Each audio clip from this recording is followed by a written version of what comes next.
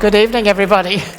I'd like to welcome you all here tonight to this very important conversation event with Nimco Ali. But I'd like to begin by acknowledging the traditional owners of the land on which we meet, the Wurundjeri people, and paying my respects to their elders past and present. I'd also like to remind us that this is, was and always will be Aboriginal land. I'd like to welcome you all here tonight to this very important conversation event with Nimco Ali. Tonight, we're in for a very, very special evening. She's also my very first international guest. She's come all the way from London, and she is trained as a lawyer. She now works full-time as an activist on the issue of female genital mutilation, FGM, and I would like, without any further ado, to welcome to the stage Nimco Ali.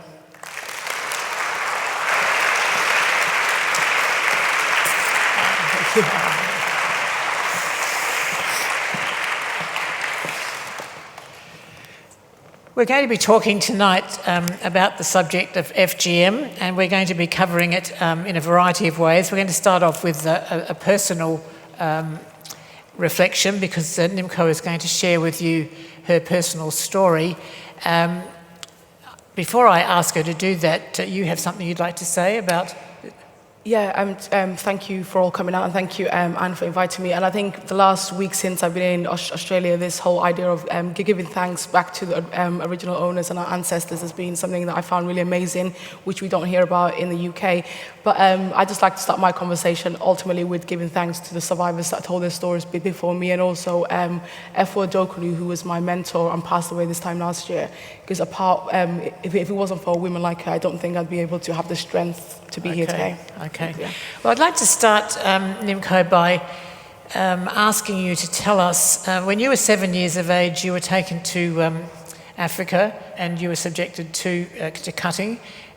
Could you tell us about what that meant to you and how you felt about it? Yeah, so I had FGM when I was 7 years old. I was in Djibouti at the time, and I was on holiday, so essentially it wasn't something that was necessarily planned or something that I knew was going to happen, but it did. And you didn't know it was going to happen? No, I didn't. You weren't told? No, it was something that it was completely random, and I do remember the actual act itself. So I remember seeing the cutter and everything else, but I think ultimately for me it was coming back to the UK and having my experience dismissed, which was one of the things that really stood out for me.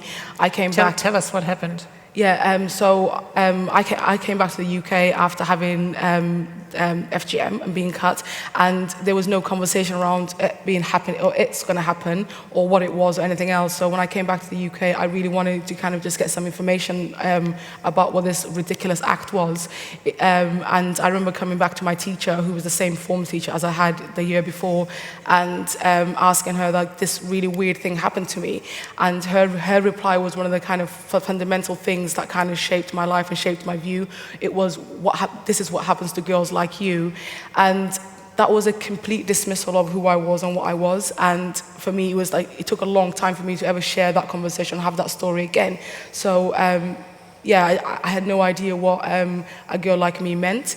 And then at the age of 11, I had a defibrillation, which is the reversal of type 3 FGM, which is... This is because you had a kidney infection? Yeah, I had kidney infection. So one of the things that we're going to be just referring to, at least tonight, is that FGM for, the practice is a very, very tough one, and we don't like to use words like barbaric, and you'll explain to us why you don't like that language. But there are all kinds of medical complications that can occur in addition to just the simple cutting, and this is what happened to you. Right? Yeah, ultimately, because I had the most invasive form of FGM. There are 4 types of FGM by the World Health Organization definition. And can you just explain what the 4 types are? So type 1 is basically either partial or total removal of the clitoris. Type 2 is partial or total removal of the clitoris and some of the external labias. And then type 3 is the most invasive. And one of the things that I always talk about is that every form of FGM has the impact that it does for the survivor, and it's for her to express that. So I don't think one is worse than the other.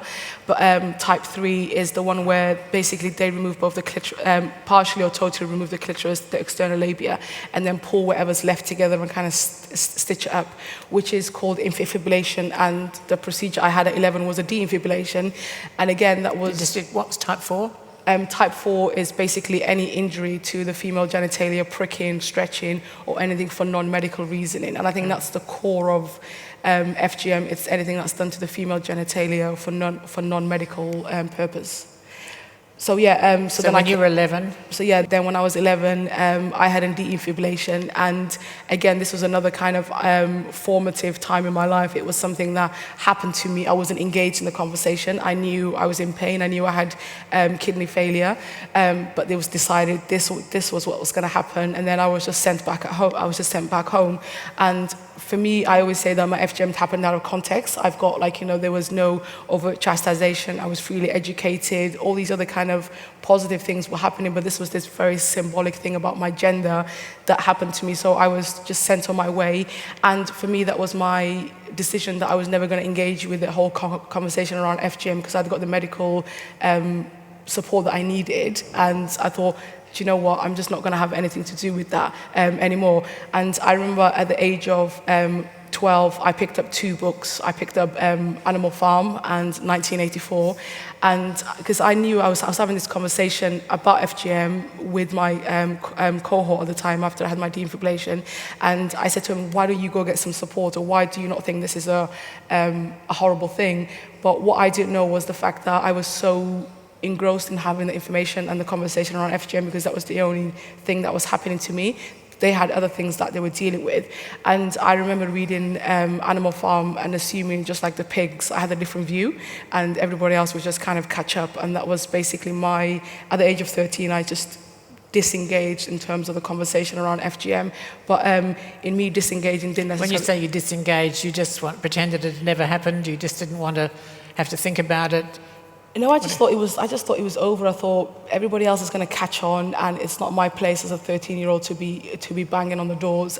But the really weird thing was that everybody else was talking at me and talking about girls like me and telling me that it wasn't happening. While most of my peers were being either taken to Dubai or they were being taken to Manchester or they were being taken to London to have FGM. So for a long time during my teenage years, FGM was an active practice to the girls that I knew, and it was happening. We're talking about the 90s? In the 90s. The 90s in Britain? In the UK, yes. But what was really interesting was that the legislation at the time only applied to FGM happening in the UK to British nationals or citizens. And a lot of people assume, so the reason why I don't use words barbaric or backwards is that there's a lot of conscious decisions that are being made, and I don't want to stigmatize survivors because this is an organized crime against gender, and a lot of the people that were carrying out FGM or a lot of people that were pro-FGM were very much aware of the legislation. So they were taking the girls to Dubai, they were ensuring that the girls that they were cutting here in the UK, there in the UK were non-citizens, so therefore the legislation didn't apply to them.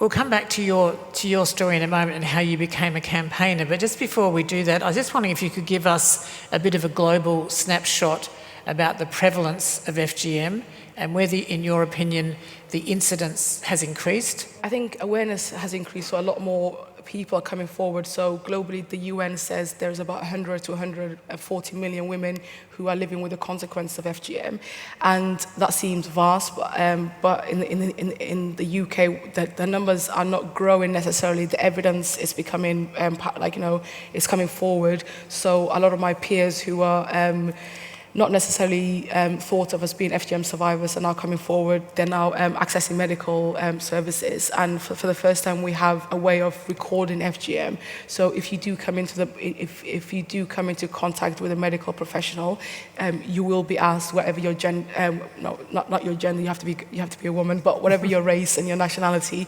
you will be asked whether you've had FGM or not. Really? So if this is mandatory in the UK now? This is mandatory in the UK now. Okay. And that was one of the key things that we wanted to have a conversation about, because for a long time we had this kind of theoretical number of 66,000 girls having undergone FGM.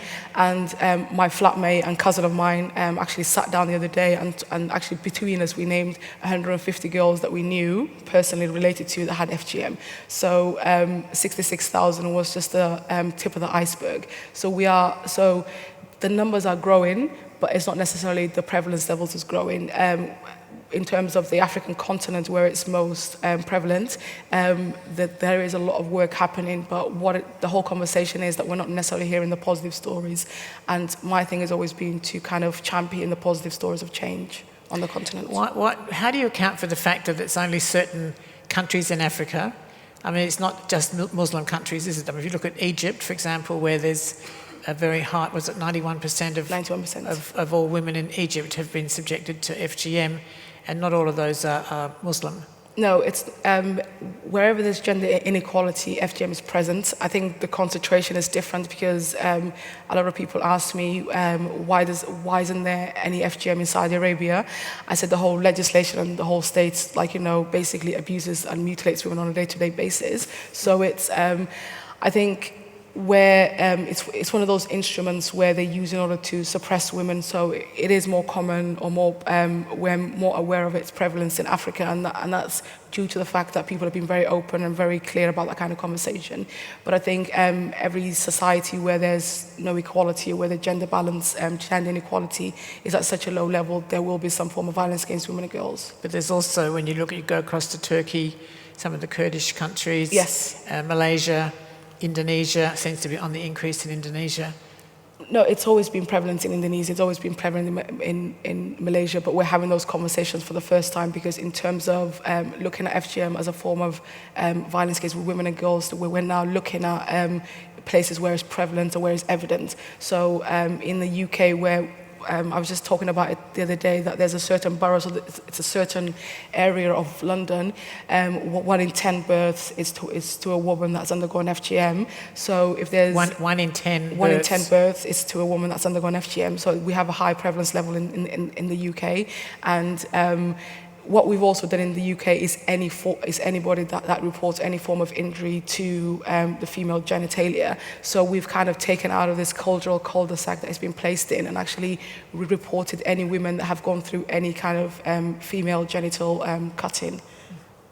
So we're talking about two situations. One is the incidence of FGM around the world.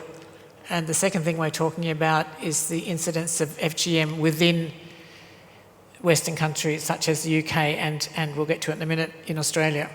So the question is whether or not, there are laws in the UK, and I think there are laws also in Australia that prevent girls have FGM done to them here. There's also laws that prevent girls being taken out of the country. How effective those laws are and how effectively they're enforced is something that you perhaps can talk about in terms of the UK. I don't think we really know for Australia yet. Well, that's taken a long time. So we've had a legislation against FGM in the UK since 1985, and one of the key things that people always looked for was a prosecution, and I think ultimately that was a failure. And I always say I wasn't going to walk into a police station as a 7-year-old and say, I want you to prosecute my parents under the FGM legislation, Section 5. And also the fact that it happened to me in Djibouti meant that it was extraterritorial, so it didn't necessarily apply. And that kind of caveat in the legislation did not change till 2003. So if we are going to get a prosecution, ultimately, if we are going to get there's never been a prosecution? There's never been a prosecution. Well, there's been a prosecution recently, but there's never been a conviction. And that prosecution also came about because the DPP, so the head for the Department of Public Prosecution, was a human rights lawyer, and it was really interesting actually disagreeing with somebody that I studied at law school. But within the legislation, there was no re-infibulation, so stitching a woman back up wasn't actually explicitly expressed in the law that it should be FGM. So he went back to the Crown and asked the fact that this was in the spirit of the law, and they did in their way of trying to prove that the legislation worked. They did try to get a prosecution, but it wasn't successful. But in terms of, I think, I always say there's 4 Ps. It's about preventing and protecting girls from FGM, then providing provisions for girls that have been through FGM, so we can come forward and have those conversations and ultimately maybe lead to this elusive prosecution. And then there's partnerships. Unless we all engage in every different sector which children engage within. I'm not sure how it works here in Australia, but from the age of birth all the way up to 5, all children have a health visitor, so somebody that's in contact with them, checking their growth and checking how they are and checking their well-being. And then the school system comes into place, and then it's about education and actually getting education involved, and then social services, and then there's the medical staff, and then there's the policing. So there's been an undue criticism of the police in terms of the UK, but they can't do anything with that information, and that information hasn't been forthcoming. I do think we probably will get a prosecution, but that is because of the fact that we've worked in this kind of system. So, but there is a global ban on FGM, and that was led by the African continent. That FGM internationally is a crime. So we should all just use our legislation in order to make it easier for prosecutions to happen within the country, or for protection mechanisms to happen within the country. And since last year, we've now got the Serious Crime Bill, which allows social workers, schools, or anybody to take out a protection order in order to prevent FGM. And this has been very successful. So we've got several protection orders against children. And what's been really interesting in that is a lot of the women have actually come forward to ask for those protection orders, and a lot of the places where those protection orders have been applied have been women that have been also fleeing domestic violence, which again shows the fact that a lot of these women are not in a position to be making these decisions, to be making these choices, and to be protecting their children. So we have a duty on that kind of front.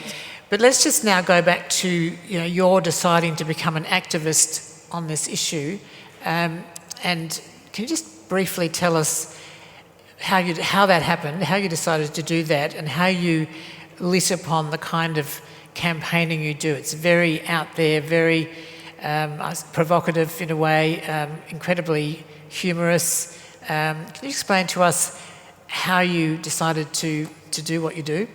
I wish I could say that I woke up one day and I thought I really want to change the world and do something, but ultimately I came face to face with the results of my silence and how complicit I was in the conversation around FGM. Just after I graduated from university, I went into the fast stream, which is kind of like the civil service kind of thing, which you get. And I was asked by a teacher to go to a local academy in a city school to talk to some young girls and just kind of aspire them to go to university and fulfill their dreams and so on. And I went into this classroom with these really loud young girls who were very confident, and I was into. How old were these girls? So they were about 13 years old at the time, and there was 14 of them, and I was very intimidated by how forward they were and how kind of they were very confident. It seemed they were very confident, and I started to talk to them about going to university and the fact that there's several choices open to you, and all these other kind of things. That anything that I like, a mentor would do, or somebody that would try to be an ambassador from like their background. And I remember as soon as the teacher left, one of the young girls asked me if FGM was halal, and she put it in Islamic context, and I was very kind of thrown by that whole point of thrown by these girls who were born in the late 90s. I'm thinking, what do you guys know about FGM? And as I always say, I said two of the most flippant things in my life. I said, what do you guys know about FGM? Of course, it's not Islamic, but how many of you have even known FGM or had FGM? And out of the 14, 13 of those girls had FGM. And in that moment, I just... And they'd had it done in Britain? No, most of them had it done abroad, because that's one of the things that a lot of those people that are pro-FGM know, that it was illegal in the country, so they took them abroad. And it's very easy to confuse a child that doesn't necessarily know anything about a cultural identity to say that this act is part of your culture. So I think just like any kind of groomer would want to buy kids sweets and kind of confuse them in that kind of situation, that's the kind of things that happen. And I remember just standing back and thinking, how the hell could this be happening? It's Bristol, it's 2006, for God's sake. And I was in public health at the moment, at that time, in child protection. But I also remember not wanting to really engage and talk about my own personal experience. So I talked about it in a third person, put some beautiful policies together, and then left, and then went to London. and thought, okay, this is all going to be taken up because there's gateways and there's things to be done, and everybody else should just put it together and just get the acts sorted. So I went to London, and again, I met this, I was volunteering at the time, I met this young girl who'd gone through, who had type 3 FGM, and one of the interesting thing at the time is nobody was talking about the type of FGM that I had. Everything was much about, we're not doing FGM anymore, we're not doing infibulation anymore, everything's fine, get over it, basically. And I remember this girl actually putting this piece of artwork together, and she was showcasing this artwork, and everybody was... Was this a quilt? No, it wasn't a quilt. It wasn't a quilt. So it was a very graphic piece of artwork that she'd kind of it was her cathartic experience in terms of talking about that. And I remember her being late for this, and I'd had several coffees with her, and I always told her it was going to be okay, everything's fine. I never telling her it was going to be okay because I've been where she has, and I'm a survivor. And I remember her turning up late, and then everybody else saying, "Oh, you're late. Come on, get on stage."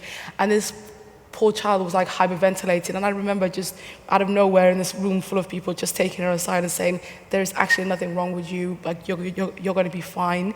And she asked me in that moment, "How do you know?" And I'm like, "Because I've been where you are, and it's going to be fine."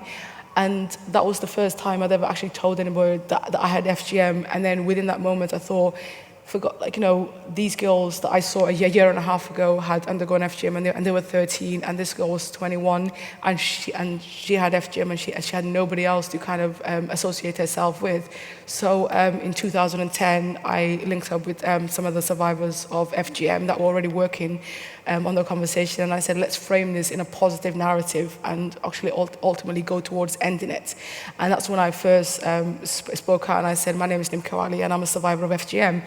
And when I was doing that, I had a mitts off my muff card, and I thought humour is a very good way to deflect. I'm sure some of you have seen that photograph of Nimco in my magazine with a big sign, mitts off my muff. So it was a way. I think humour is a very way to kind of deflect, and not necessarily you can be very personal and have those kind of conversations. And I think it stopped me because I'd got over being angry, and I'd been informed, and I made all these decisions. But ultimately, when I was doing a lot of this stuff, and I do make lots of flippant remarks about it now, but it was really scary. I knew the shit that was going to hit the fan. But I thought, you know what, if you can kind of laugh it off, then it won't necessarily be as painful as I knew it was for other women that tried to speak up before me. But what was it that made you decide that not just humour, but also a very provocative kind of campaigning that you've engaged with? I mean, tell us about when you first wore your fanny suit. Yeah, I think it was because Maybe explain to the audience what your fanny suit is. So we've got these vagina suits that we wear in order to kind of have the conversation around the female genitalia, the fact that it's a very public conversation that people are having about our bodies, but not necessarily with us. So I thought we'd take it to Parliament, or we'd take it to the streets. And we started off with making these, what we like to call them, cunt cakes. And when you're doing this work, sometimes the puns write themselves. And I remember the time when we first made them, and then somebody said, "Were they homemade?" I'm like, "Yeah." And it's like, "Has anybody got a nut allergy?" And then we had this sign with these vagina cupcakes, or cunt cakes, as somebody put them on, and then with a little small sign of saying "may contain nuts." And that has actually always been the way that things have kind of gone on, because FGM is one of the most ridiculous forms of violence against women and girls, and people always wanted to sit around and kind of talk about it. So I thought, if I want to dress up as a vagina, and I'll come to a meeting in Parliament, if you really want to talk about vagina, let's have one in the room, and how these vagina suits work is your head pops out where the clitoris should be. So it's like it's right in your face. It's right in your face. And there are photos. Yeah, it is. It's right in your face, and it's one of these things that I just really wanted to kind of make it public, and I really wanted people to stop feeling embarrassed, and I also really wanted girls that have been through FGM not to feel ashamed. So I didn't necessarily want them to be there as a show and tell story, because that was a lot of the conversations that were being had, was the fact that tell us about your vagina as opposed to tell us about the act. So I just thought, why not wear a vagina suit? And they're like, I'll come as a talking vagina, because it was literally, it was never talking to me, it was always talking to my vagina, which is quite interesting, but it gets boring sometimes, yeah. But you've had a lot of you do a lot of lobbying, you have a lot of meetings with ministers, and even you've been to Number 10 and you've met with David Cameron, and he's been actually pretty good on FGM in the last year or so. How do these guys react when you come and talk to them about vaginas? I think one of the things is I'm happy to overshare, but I think the lack of sensitivity is what really shocks me, and the fact that and what I've learned from other survivors of other forms of abuse is the fact that it's been quite similar. I guess the other thing that you've been, and I mean, as you say, you stand on other people's shoulders in doing this, but one of the things that you've done is to be able to successfully reframe the discussion of FGM away from being a community and therefore a private matter to being one about child abuse and violence against women. You just say, it's nothing to do with community, it's nothing to do with religion, it's nothing to do with colour, it's to do with violence. It is to do with violence, and I always have my kind of own political ideals have been always like the personal has been very political, and there's nothing more personal to me than my gender, and I see that constantly being ignored or dismissed on a day-to-day basis in terms of politics. So I really wanted to kind of stand in solidarity with a lot of other my sisters that didn't have the voices or didn't have those conversations, and I wanted to talk about FGM as a form of violence against women and girls, and I'm not interested in ending FGM without actually liberating women, and that's one of the key things that I wanted to have that conversation. And it was also giving a lot of white feminists the permission to stand with us, and I think it's one of those things that it's not about trying to rescue survivors of FGM, but it's about supporting them, and it's about standing in solidarity. And in order to do that, we have to have the language. And I think this whole victim, poor Nimco kind of thing was one of those things that I never wanted. And I remember last year I met my feminist heroine, and she talks about how she was embarrassed about writing the first chapter of her book, Nawal the Salawi, about the defacing of Eve. And I said, what were you embarrassed about? What were you, what were you scared? No, what were you scared of? She said, I was scared. And I said, what were you scared of? You're this amazing goddess who's whose work is what basically gave me the foundation to speak up. And she said, I was scared of being labeled, and I was scared of the shame that would come with people just seeing me for my vagina. And I remember, and that was a lot of the things that kind of held me back as well. So I'm thinking, this really successful person that's got how many A-levels, got 3 degrees and all these things, am I going to be kind of brought down to just me and my vagina? And then I thought, what? I'm proud of, this is something that happened to me, something that doesn't define me, and I can either stay embarrassed and I can feel ashamed, or I can kind of get those people that have done this, or the people that want to ensure that it never ends, to be ashamed. And I thought humor and dressing up as a vagina was a very positive way of kind of doing that.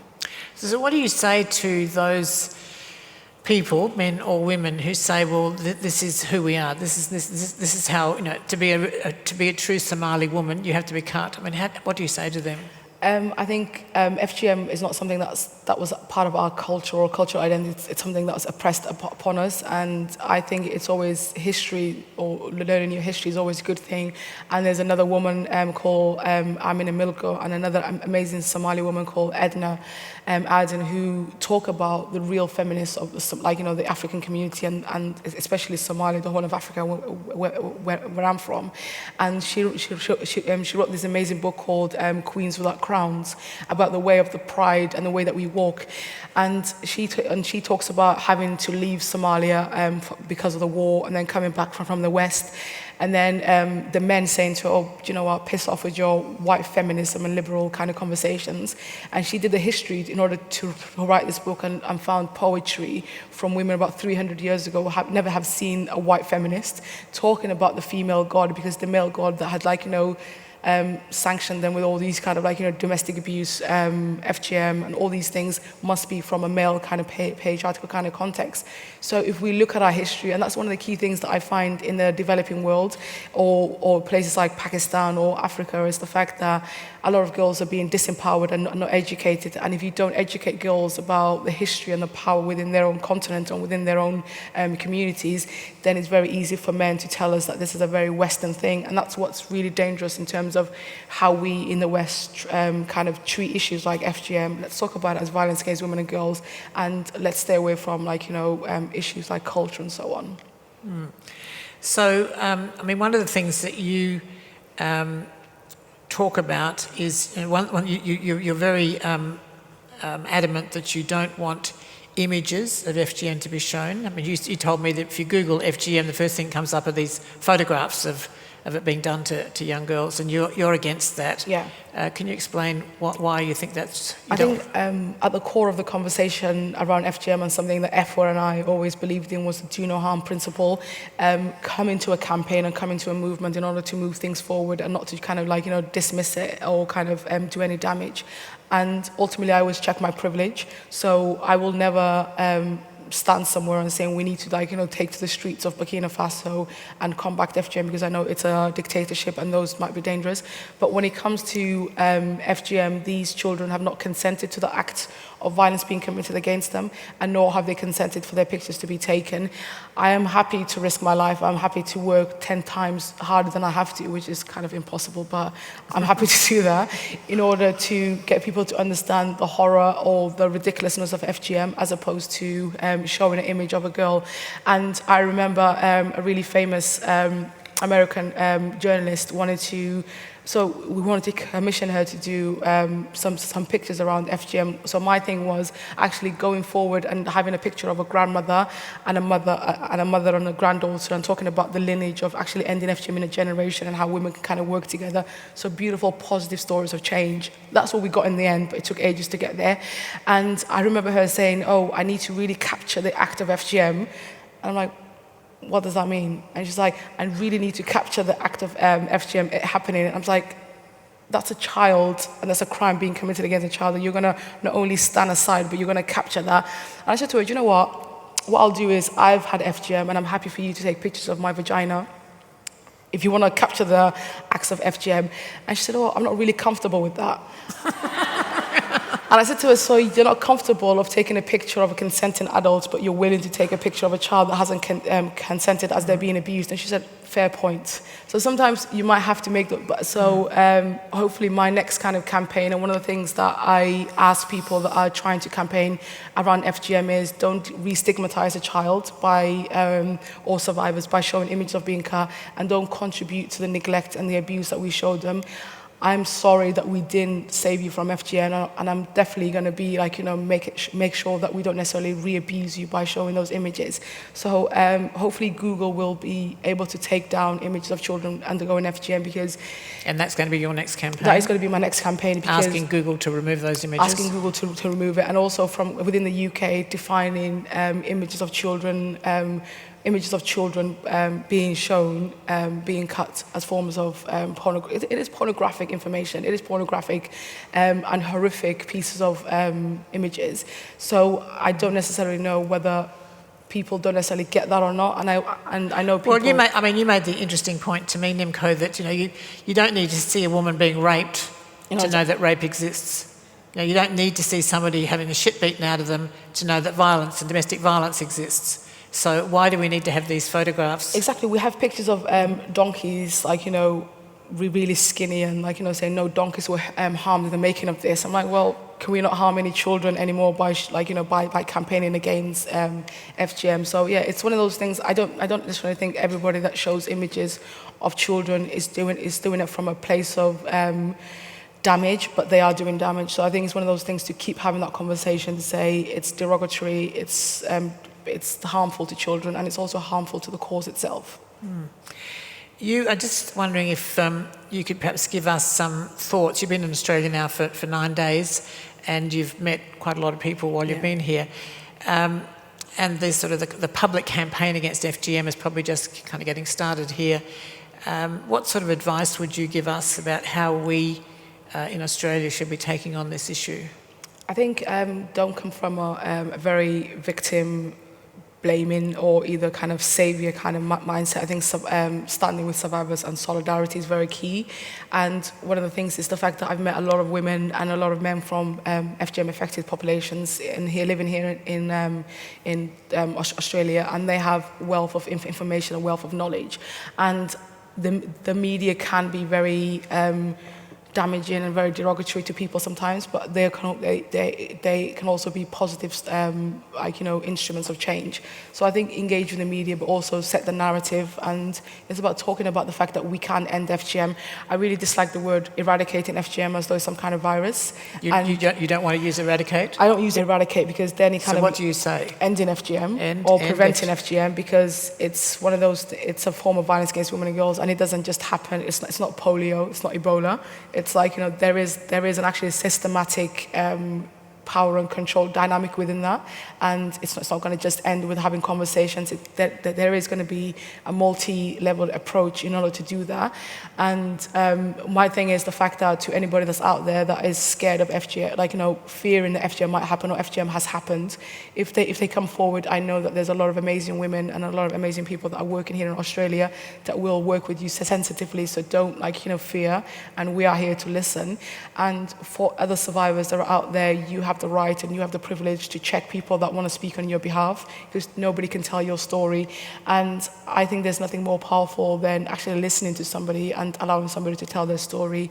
And from a Western kind of perspective, we have the platform, we have the privilege. Let's use that in order to do positive change and not necessarily move things back. But what do you say to that? I mean, mostly FGM is instigated by the mothers.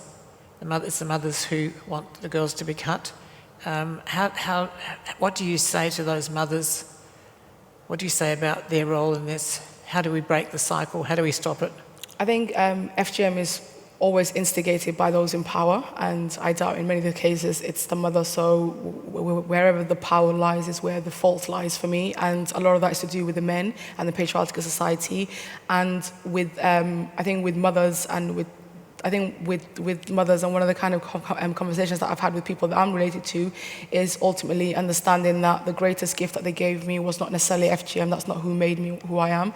It was the gift of education and the gift to freely be me, and also giving back and apologizing that I'm sorry that there was nobody there for you when you needed somebody to speak up for you, but you can actually now be the agent of change. So I really want mothers or grandmothers or those people that believe that they're silent or believe that they don't have any power to understand that they truly are the keepers of power, and there are a lot of us that will stand with them, and that there is no such thing as a perfect woman. So whatever the communities want to create, that there is no such thing as a woman that can raise her kids, work 5 times a day, and raise their kids, work 24 hours and do all these things.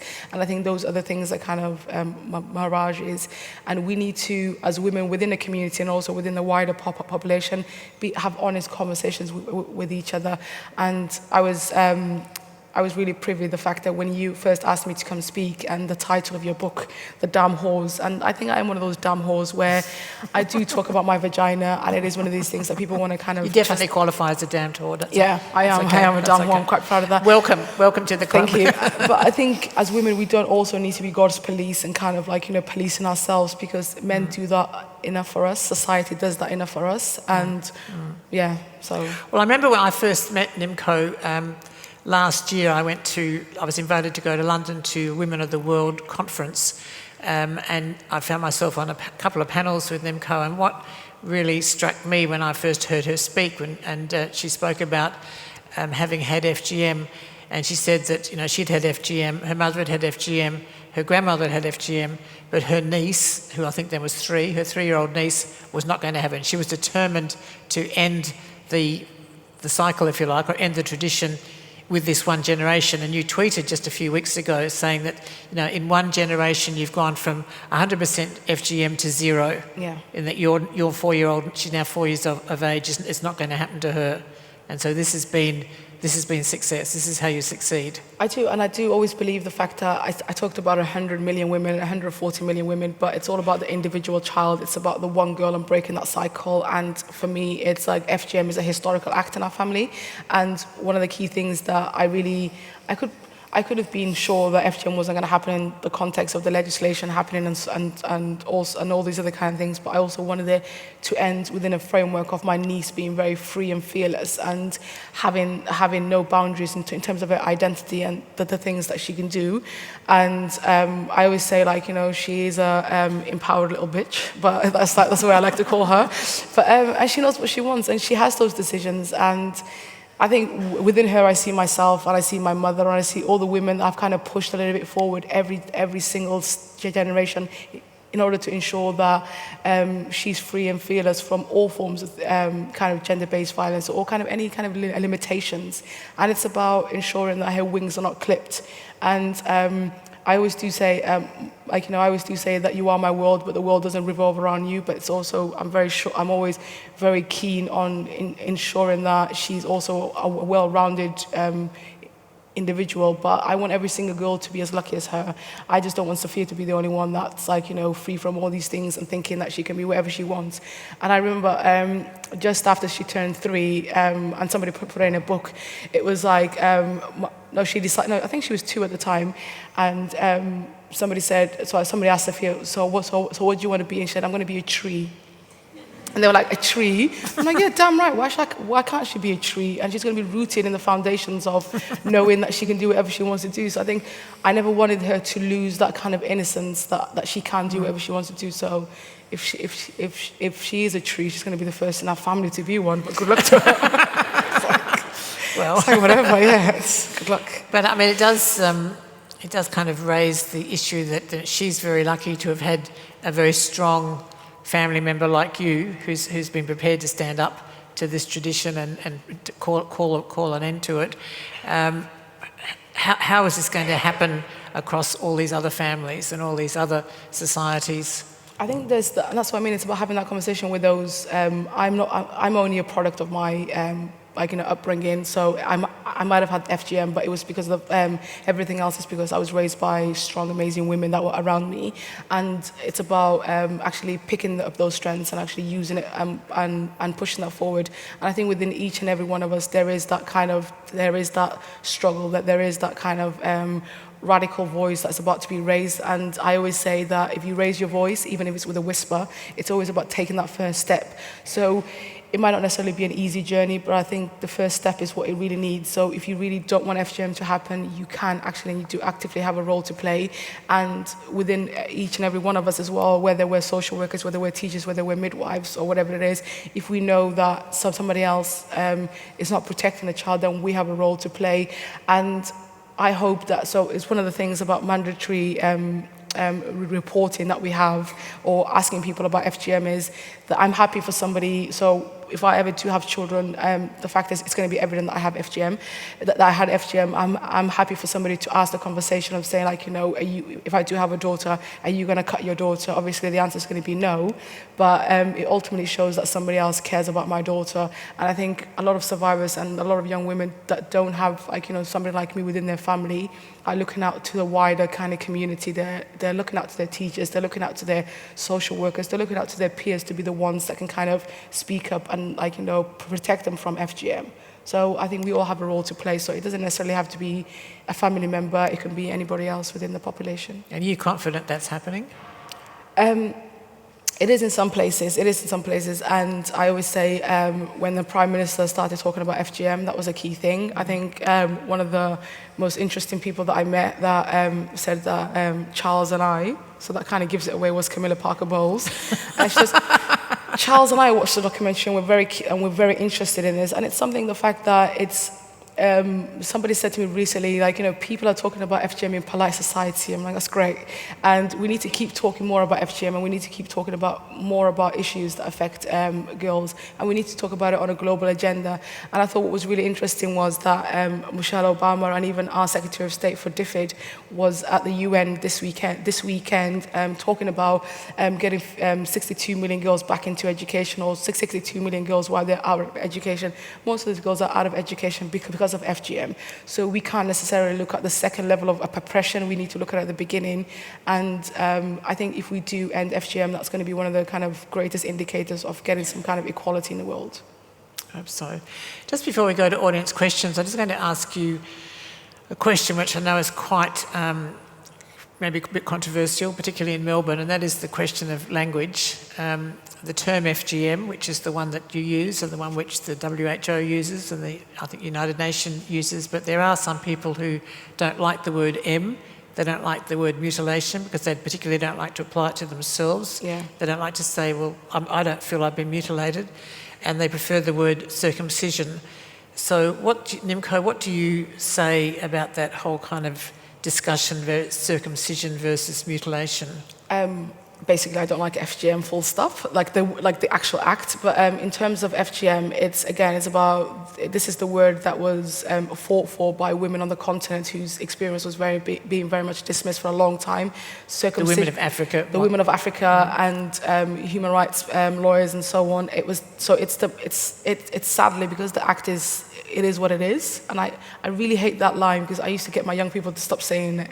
They were like, but it is what it is. I'm like, okay, fine, I can use it now, but FGM is what it is, and it's the consequences of the act of cutting ends up in the mutilation of the female genitalia. It can never be undone, and I think it's about the gravity of the consequences of the act, and I would never, so one of the things I would say, I would never project anything onto a survivor, and I would allow her to describe her experience however she wants to describe it. That's something I very much respect, but in a policy kind of context, I would always use FGM, and I would use the word cutting as to talk about the process.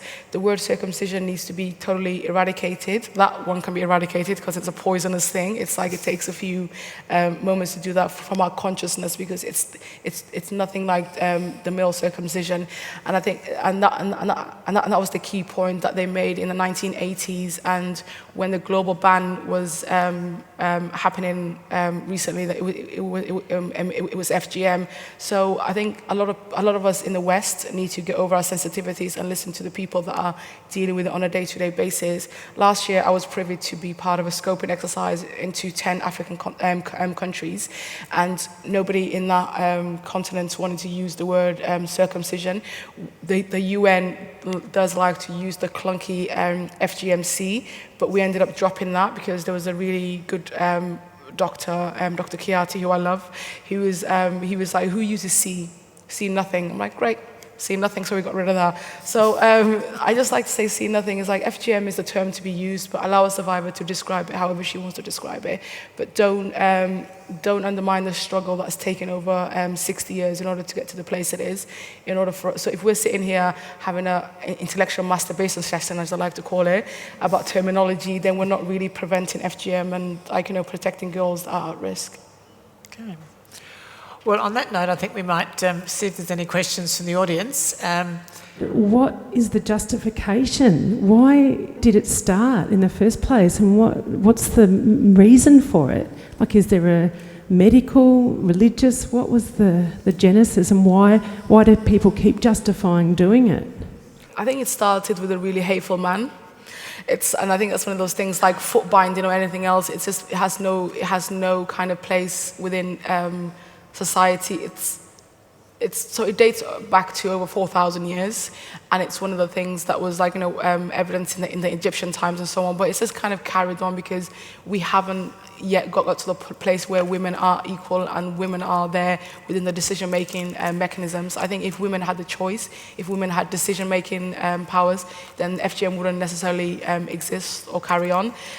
And there is no legitimate justification, but the real reason why it happens is the power dynamics, and it's very much easier to keep women occupied or keep them out of public life if they're suffering, and so it's just one of those things. A lot of the reasons why men don't necessarily want to end it, there's not been necessarily that much traction around it, is that it would ultimately mean that more women will have more time to question other things that are going on around them. So there is literally no justification for FGM, and that's one of the things why I think we spend too much time trying to figure it out. And for me, my answer was my gender. And it's the same thing as I don't think that rape is a sex crime, it's a hate crime. So it's just one of those things, it's about power dynamics. But nevertheless, I mean, it is so incredibly widespread and has lasted for so many, certainly generations, if not centuries. it's something that's really kind of taken off. It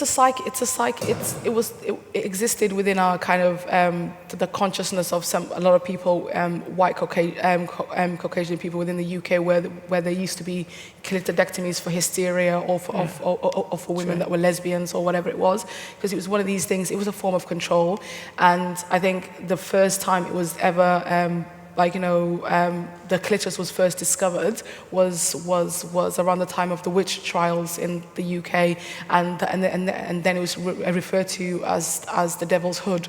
And what was really interesting was the fact that same terminology actually popped up in Djibouti.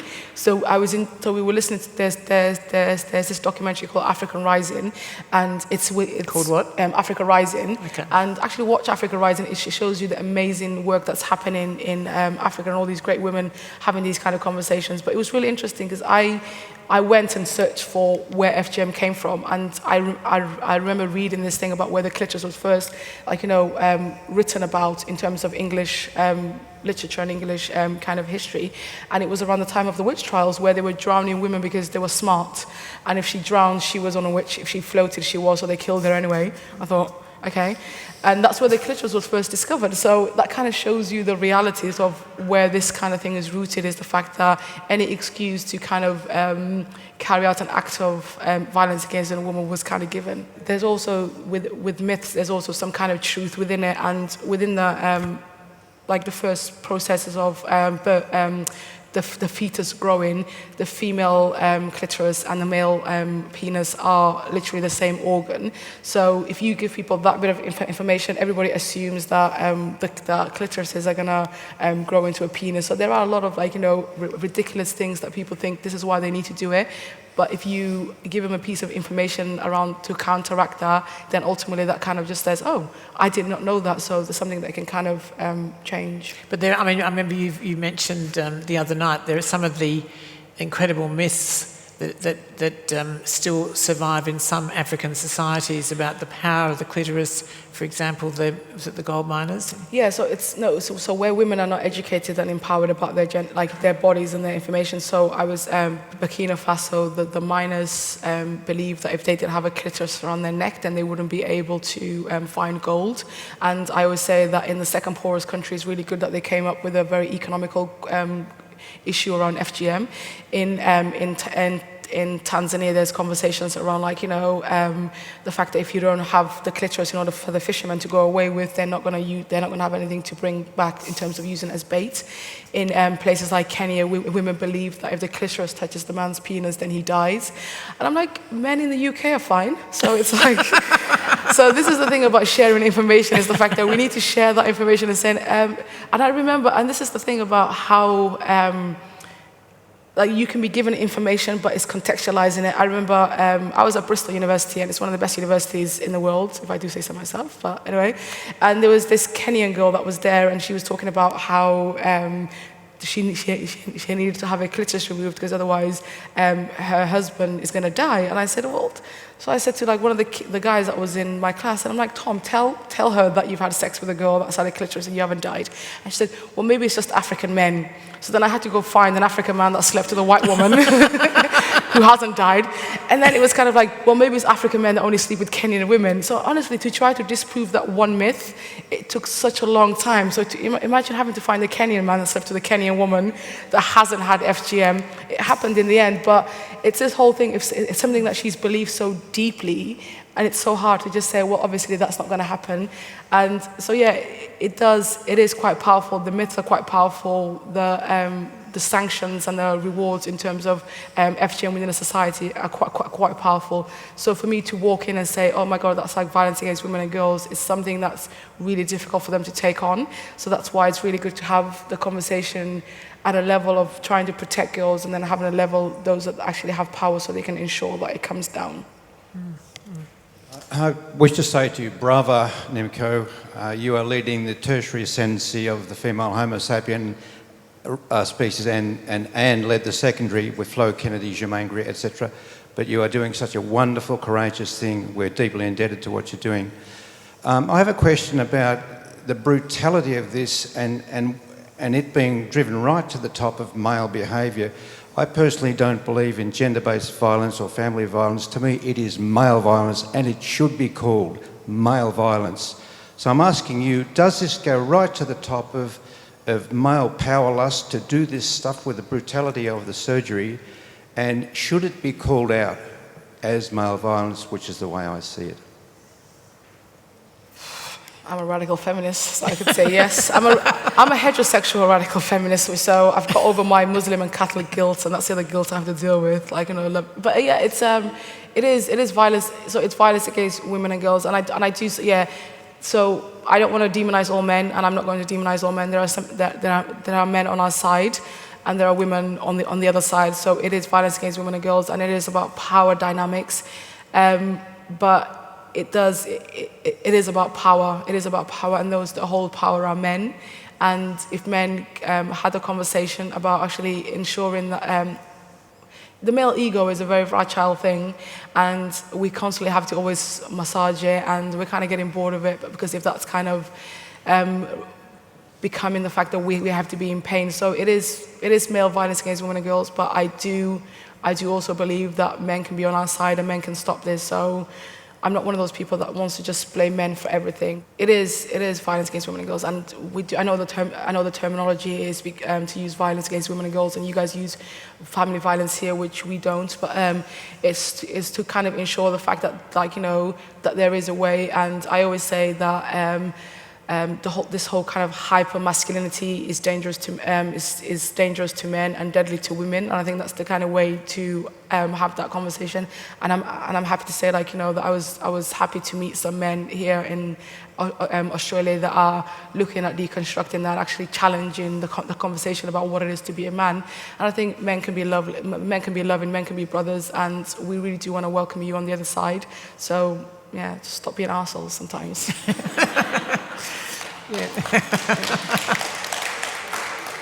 Hello, Nimco. Hello. First of all, I want to say I'm a very proud Somali woman today to see the conversation happening in Melbourne. And I'm also a very proud Australian because I hold the conversation from this other end. And I work with young women on the issues of FGM. I have written a book myself, and I have written about my experiences. And on the subject of men, actually, my father was very much against it when it happened to me, and it was done by my mother. And that comes back again to the myth and the stories that women have, and they want to protect their young ones from the communities. But my question for Nimco is, how do we empower these young women, and especially to involve this conversation with young men as well? And I know that for me, it has been about phases. And of course, life is always about phases. But there was this phase of being a victim, and then you come to that phase of anger, and then you profoundly find that space to hold a conversation like what you're doing tonight, this phase of empowerment. So can you share with us a little bit, because I find that some of our women and young women in Australia, especially here in Melbourne, are very shy in this subject. And I also wanted to say that I follow you around the world and watch what you're doing.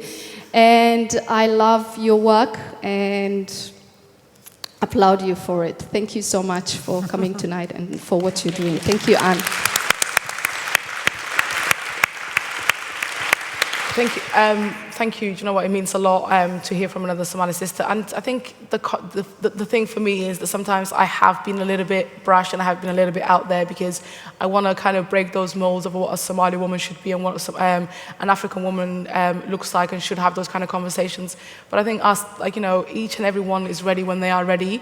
But it's about having an honest conversation in a safe space. And if you provide a safe space for a sister, then it's very much open to them.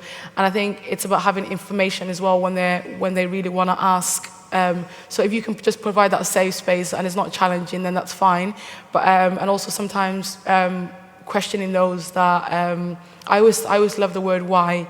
Every time somebody wants to kind of say something like, you know, pro FGM, I always say, why is that? And if they have to use it religious or just because, then they know they're failing. So just keep asking that question, why, when you come across really challenging people. And I learned that from my niece.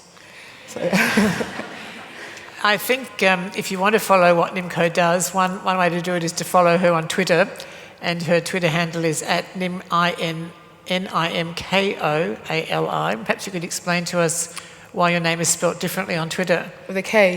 With a K, not a C. Yeah, that was meant to be my undercover name, but it doesn't really work very well when you're dressing up as a vagina. I knew, and that's like, you know what, I applaud you for speaking up, because there are a lot of people that want to kind of do you harm for speaking up about your own kind of experience. And this is the reason that it kind of brings FGM back to you, and the whole power dynamics is like, the number of people that had wanted to kill, number of men, that have wanted to kill me. I was fine when, sisters essentially wanted to strangle me for oversharing, but they were doing it just like through words, but not necessarily physically trying to attack me, because it is really difficult for somebody to implicitly tell your story or something that's very similar to it. So I thought I'd go undercover and spell my name with a K. It didn't work. Trust me, it did. Because there was also a photograph of you, right? There is a photograph. So the first. This is the first time Nimco went public with the issue, right? Yeah, the first conversation, the first kind of thing I ever did was with the Evening Standard, which is, and I think, again, giving, Efua was an African goddess that's kind of done a lot of amazing things, but I also want to kind of really give thanks to a lot of white women. I've done a lot of amazing things in the UK. So Jude Kelly, who's the founder of the Women of the World at the South Bank Centre, gave me a platform for 10 minutes on a Saturday morning to talk about my experience. And in the last 5 years, that kind of conversation has gone on from ministers sharing the stage with me to have a conversation. And Sarah Sands, who's the editor of the Evening Standard, put her trust to tell the positive stories of change around FGM. So we did this whole, my first article around FGM, and I said, I'm a survivor of FGM. I put on a hat. So we call that hat media. So I put on this really yellow hat and then tried to hide and then spelt my name with a K. And I thought, nobody's going to know about this, because I know there's really horrible people out there that want to do me some harm. But yeah, it didn't work. People found me. So there's, I think that's why I spell my name with a K. But for any survivor that really wants to speak out, do you know what? There's a lot of us out there that wanted to support you, but also don't feel like you have to put yourself at risk, and that you have to necessarily share more than you want to. And in terms of if there's anybody in the media here, I think just be sensitive about the fact that it's really brave to talk about your own experience. And I know we want to have as much information, because not a lot of people talk about it in Australia. But apart from you, amazing that you're doing that. But it's don't be too. Don't ask too much of women that just come forward, because it might just be the first step that they're taking. Yeah, and it can, as you say, it can be dangerous. It can actually be physically dangerous. Yeah. And it has been for Nimco. So I think, we should salute her courage in standing up the way that she has.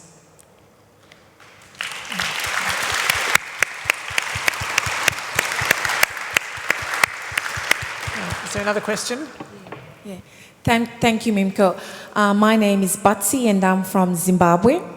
And I share in the solidarity of your amazing story. And thank you to my friend here, who's actually encouraged me to come along and in supporting Africa in general, and representing southern part of Africa. My question, I think you've already touched on that, and that was in relation to your personal connecting that with the political. And I think you mentioned before you do like to overshare a bit, and I wanted to hear a bit about your experience from a personal level with your family relationships. You've talked greatly about your niece, and I think that's a great story, and I'm just wondering, what's the relationship like with your mum or your dad and other extended family who, coming from an African background, extended family is just as close as immediate family? Yeah, it's been a hard journey, and I think one of the things that my mother necessarily never understood, and I love her for, is the fact that why, if FGM was never going to happen to me again, and why I basically in 2010 gave up my career in order to dress up as a vagina and talk about my vagina on national television. So you can understand that that's not a proud moment for an African mother. They were like, I thought your daughter went to university. She's like, she did. So it was, but I just thought it was one of those things that I thought it was the right thing to do, and I thought I was immensely privileged, and that I needed to use that privilege to kind of have that conversation. And my politics has been, it has always been very personal, and the fact that I'm a liberal, I believe in humanity, and I believe in the fact that we all have a duty of care, and I couldn't sit in a meeting room with girls I knew out there were being cut, and I knew that girls were being failed, and also, it was ultimately about getting rid of certain ghosts, as my 7-year-old self, my 11-year-old self, and so on. And I can happily say that I do have a mother that's ultimately against FGM now, and she completely understands the principal levels of the fact that it's violence against women and girls. And it's interesting that it took David Cameron talking about clitorises to make that happen.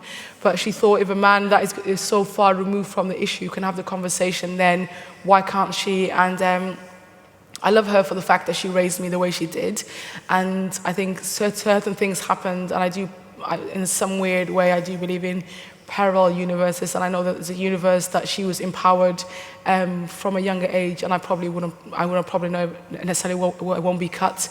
But yeah, I have a family, so yeah, I have family, and I do have a lot of friends that are really close to me, but it was a really painful experience, and I wish I didn't have to go through it. I wish I didn't necessarily have to fight as hard as I had to in order to explain the decisions I made, but it was something that I was willing to sacrifice because I was standing, and my grandfather, who's basically the love of my life and the guidance, was kind of the buffer that I had, that he gave me the permission to speak up and to do these things. And so did my grandmother. My grandmother just laughed a lot of the time when I always talked about something. So I'm grateful that I had a lot of support from that kind of perspective, because if I hadn't, and I always say the fact that because I'm so outspoken and I'm so out there, that if something happened to me, then somebody would find out and somebody would know.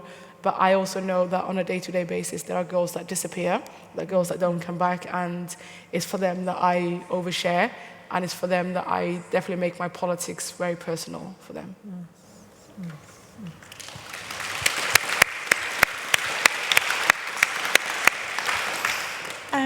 For me, time feels very short. There are children in danger in Melbourne, and I'm wondering if it's possible to have a conversation about what's next in Melbourne and what it would look like if it was different.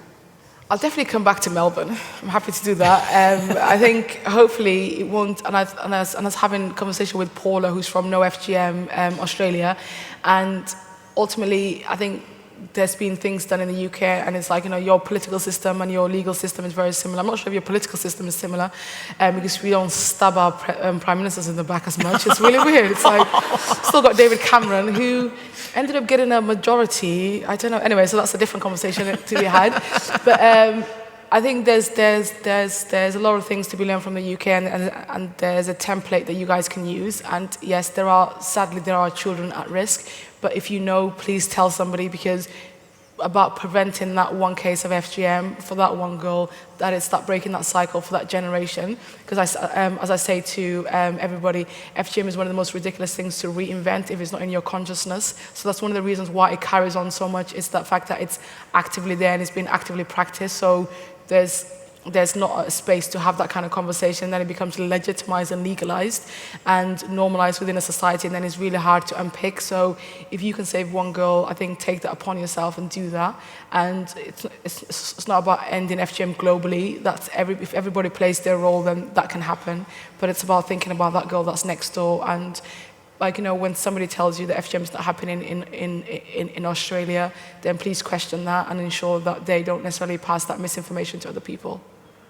Nimco and I had a pretty incredible meeting in Sydney last Friday with a group called, this is a New South Wales Health Department group called No FGM Health Education Program, and we met all these women who are bilingual community workers, and they're from a range of countries, mostly African countries, but also Indonesia, and their job is to run these courses with women from the community to educate them about living in Australia, because most of them are refugees, but also about FGM and the fact that it is against the law and how to deal with all of that.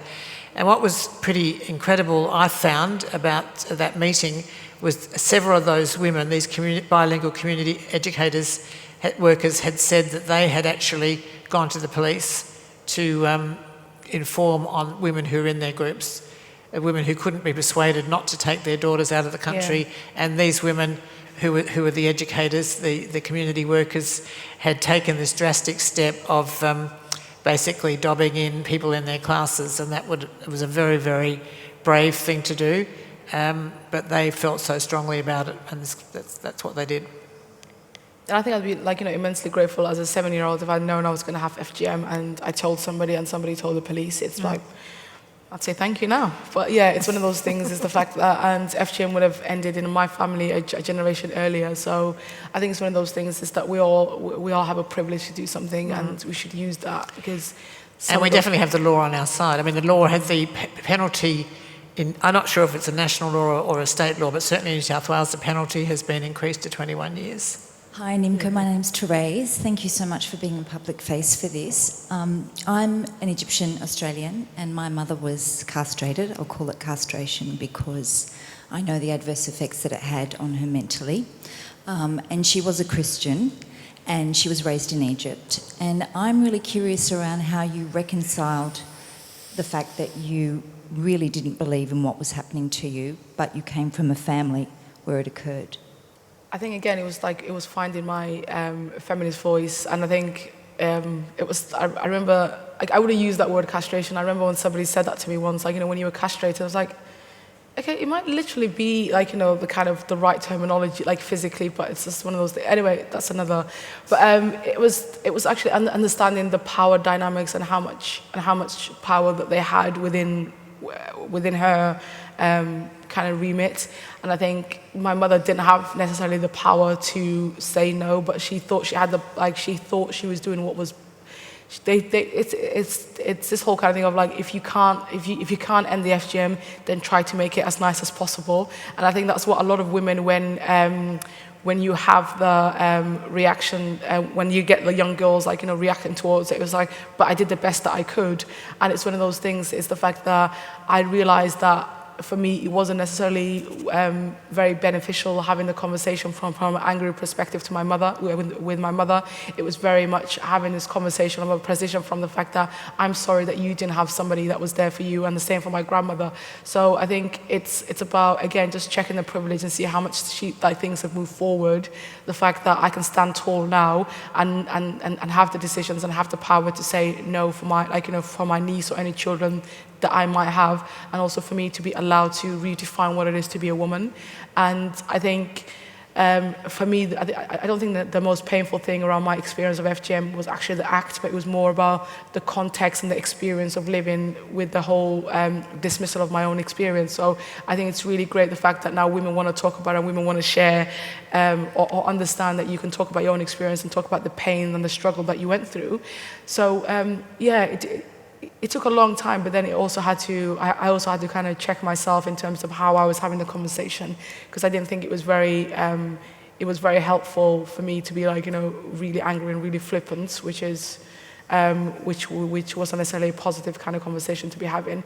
But I do love my mum, and I do respect her. At the age of 29, she got divorced and she raised 6 kids on her own, and she's she's been an amazing kind of feminist and role model to me, but she doesn't necessarily call herself a feminist. So I think that is the kind of the little different, the generational kind of thing. And I think she did want somebody that was a little bit more vocal than she was, but I don't think she wished for this vocal. So I think, she might be rethinking about how strong that she'd kind of raised me to be. So I think she learned from her experiences and kind of just tried to change things, and I've learned from my experiences of being raised in that kind of context and kind of try to push things forward a little bit more as well. There was a question here. My name is Ligisti. I'm one of those people who work in the field. Thank you, Nimco, for this open conversation. We know there has been a lot of work for the last 20 years in Australia. mainly raising the awareness of the community, not continue with the practice, and hopefully the awareness is increasing. My question is, we know this is, political and social issue, and especially my interest is in the young women from your experience in the UK. Do you have a place for them where they can come and be supported, not only in medical fields, but in the social aspect of it? We have seen some of them, they come across as they don't want to know anything with it. They are so traumatized. Yeah. They have survived it, but they are traumatized and they don't want to know what's happening down below the waist. And some of them also, they don't want to be different to the other communities, and they don't want to know it. And how do we support these women? Like you, great, and others who have come out and campaign. So is there a way of, addressing this? The campaign is great. We need to increase, and we need to raise it. But is there a place in the UK from your experience? How do you support these people? Thank you. Yeah, the psychological kind of support for young women is just starting, but there is an amazing organisation called Integrate Bristol, which works... What's it called? Integrate Bristol. So Integrate Bristol. Integrate Bristol, and they work specifically with young people, but this is one of the things is the fact that for a long time... For a long time, the medical provisions that were around were all about the physical and not the psychological. And again, that's something that's developing at the moment, so young women can go forward and actually ask for psychological support around that issue. So this is one of the things that in Australia, while you do when you start doing the cross government working and that whole kind of conversation of looking at the needs of women, it's about looking at it from every single aspect. So it's not necessarily adding things on later. So you can kind of look at from the education to the physical to the psychological. But I think the psychological needs of women is a very key thing. And what was really interesting was that last year before I think a lot of people assume that African women don't have a psychological need. And I remember talking to one radio person going, she's like, tell me about the physical horror of FGM. And I was like, actually, the psychological issues are a lot more difficult. And she just wanted to know about the physical acts of FGM. So, but it does have a long-term psychological consequences. And I would always stress, especially when you're living in a culture where it's not the norm. It's like, and everybody's questioning it. I think we need to always support girls psychologically and emotionally. And that's why one of the main reasons, again, about not using images, about the triggering. And if anybody here as a survivor, if anything has triggered, I know, again, just have a conversation with Paula. I'm just keep directing everything to No FGM Australia, but I'm sure there's services that they can kind of connect you with. Thank you. My name is Yassine. Thank you, Nemo. Actually, we need 10 like Nemo, actually, to change most of the laws happening here in Africa, too. In my perspective, the other coins for the men, especially the young men, we work very, very, very hard to let them understand the woman is always, she's a victim, especially the one we know, my sister or my daughter. Just a couple years ago, I went back to Africa, to Sudan. So my neighbor, I saw a lot of music was going on. When I asked what that music, a lot of dignitaries sitting the same like here, in watching one of the victims sitting there, a women doctor come to mutilate the young girl or the child. So when that's happened straight away, everybody was happening, and I don't know how can I say it, waiting, the sign of happiness. So all the mothers sitting there, I wish my daughter to do it the same like this one next time, just after 1 year. The other women say the same thing. So those women, they need a lot of active person to talk to them, to tell them, to educate them. And unfortunately here in Australia, all of them, they come in here. When they come here, the men get from the women to get married from that circumcised one. Oh, please don't touch the uncircumcised. The same like Nemo said, if the uncircumcised one, she may go out from home. She may leave you. So we start now, Neil, about a year to educate that young men through the sport activities, through the other activities. Please, the women always a victim. Understand her, not victimized. So Nemo, how you can advise us? How we can work with the men? What we have to do? Still, they don't want to listen about this one. This one female problem is. So, what's your advice? I'm understanding you saying that men still want women that have been cut. No, from the mothers and for the mothers coming the thing. They tell them don't touch the circumcised one. Uncircumcised one, it's dangerous for your home. They're talking to the other coin from. Okay, I think we had this conversation last night, and I think it's very interesting the fact that it's a psychosomatic thing. It's the fact that if everybody, it's a peer pressure thing. So the fact that if you're having FGM and you're being celebrated, and then everybody else wants it because they want to be the same. And I think in terms of young men, I think we have to also look at within your kind of cultural narrative how you educate men and how you educate women. And I think the different vessels that you create. So if you just think boys can be anything they want, but girls can only be the whore or the Madonna, then that's not fair. And I think that's where, and then you have to look at where FGM sits within that kind of context. And I think there's only two narratives, again, open to girls within certain populations, or even in the West as well. Either you are the whore or you are the Madonna. And the fact that we're not, as women, we can be whatever we want to be and allowing choice. And I always say, when men always talk about FGM, they say, my daughter, my wife, my mother, women are evidence without you. So it's one of those things as how do you see women? Do you see them as your fellow citizens, or do you see them as somebody that's only evident through you? So the narrative of how we talk about women is, again, very key. So you're not going to be able to teach boys to respect women if you're only going to be talking about FGM, but then you're still going to tell them to chase a girl that's unchaste and virgin and all these other kind of things. So it's about empowering girls and allowing them to be active citizens. So equality is the only way we're going to address that. Right. Thank you, Nimco, first of all, for your generosity in speaking to us today. I just wondered, in view of the fact that no man has really been prosecuted for this crime yet, what about men in the Muslim communities or other communities that carry this thing out? Are there any men in those communities that you've found support from? There have been a lot of men are supportive. So the gentleman here that was just speaking, the fact that he's anti-FGM and it's about how to challenge those things. But in terms of prosecutions, there have been several prosecutions on the continent because they very much understand that. And there's also been there's also been prosecutions in France, but I don't necessarily think I want to. There's been some in Sydney too. There's been some in Sydney. There's cases going on, but I think. Some of the men, so I was the head of the International Federation of Gynecology. He's a Sudanese man who's from a country where FGM is 98%, and he's been very supportive about ending it. There's amazing men in there's an organization that where the definition for FGM came from is called the Inter-Africa Committee on Harmful and Traditional Practices. And there's a lot of men on those boards, and I think there's been a lot of leaders that have been very supportive around the issue of FGM, ending FGM. But it's about, I think it takes both of us to to go forward in that kind of way. Thank you, Nico. My name is Tom. I'm from Kenya, so in your myth, I might be a survivor.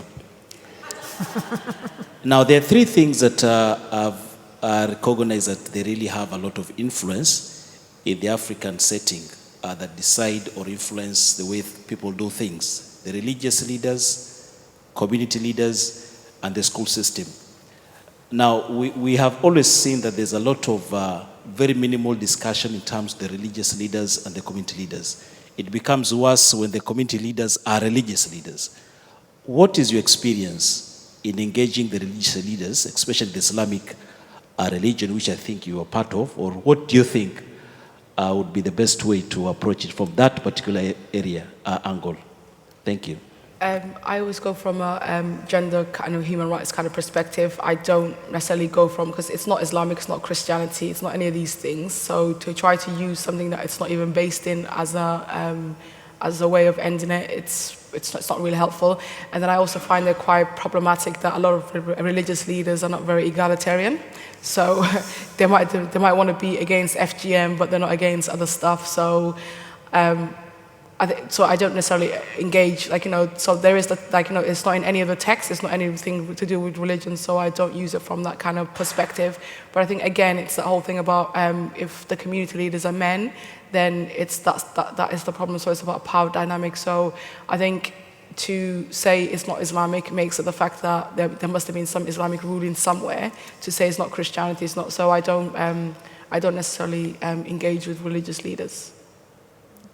Look, before I thank Nimco, I'd just like to thank a few other people who have made tonight possible. Jan Owen from the Foundation for Young Australians, who took responsibility for bringing Nimco from Sydney to Melbourne, and as well as me, for which we're grateful. I want to thank Jenna Price and Destroy the Joint, who paid Nimco's fare from the UK. Paula Ferrari from No FGM Oz. Paula's here tonight, started a relatively new NGO wanting to fight FGM. Jade Ganane, who was on the door and has been running around with the microphone. Thank you, Jade. And thank you, Nicole Janame, for helping out as well. Thanks also to Jodie McInerney and Stephanie Amir for their wonderful work in helping us sell tickets for tonight. And finally, I think when I met Nimco at Sydney Airport at 5 o'clock last Sunday morning, I saw this sort of shell-shocked person who didn't realise that planes flew that far. That long. That long. Didn't realise what she'd signed up for in making the long trek to Australia. I really want to thank her not only for doing that. It's an incredibly arduous trip. We Aussies are used to it, but the first time you ever do it, it's pretty amazing. But more than that, I think what Nimco has done in the 10 days that she's been in Australia, in Sydney and in Melbourne, not these are the two events she's done with me, but also the many meetings she's had with groups, is to really help us start to bring this subject out into the open, to really shine a light on it, to start having the public conversations that will lead us to do what they've done in the UK, and that is to fight it openly and hopefully make this the last generation of Australian girls that undergo FGM. So I'd really like to thank Nimco very much for her oversharing. Without her courage and willingness to speak frankly to us, I don't think we'd have developed the understanding that we have from what you've said. So thank you, Nimco, very, very much for what you've done.